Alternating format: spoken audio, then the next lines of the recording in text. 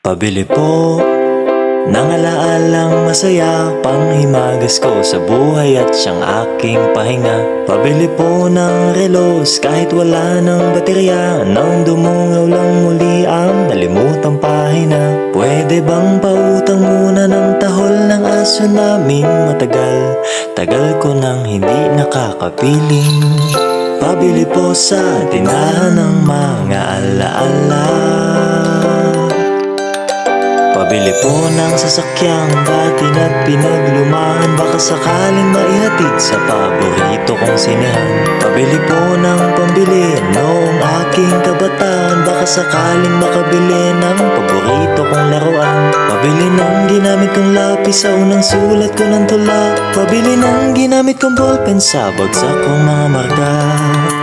Pabili po sa tindahan ng mga alaala.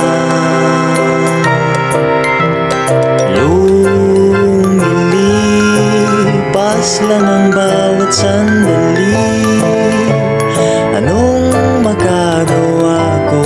Tao lang, tao ka lang. Sa isang iglap, nagbago ang lahat. Huwag kalimutang sariwain kung dalawin ka ng mga alaala.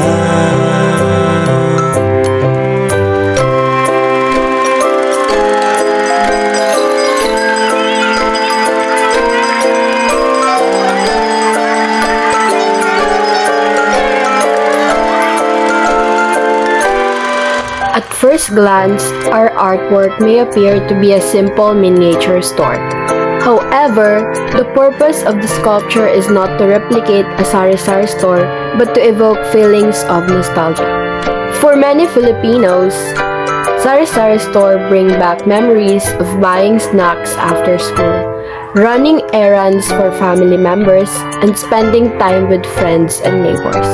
Constructed using cardboard, paint, pebbles, miniature printed images, and decorative lights, the sculpture uses the sari-sari store as a cultural symbol that instantly reminds people of their childhood and everyday experiences within the community.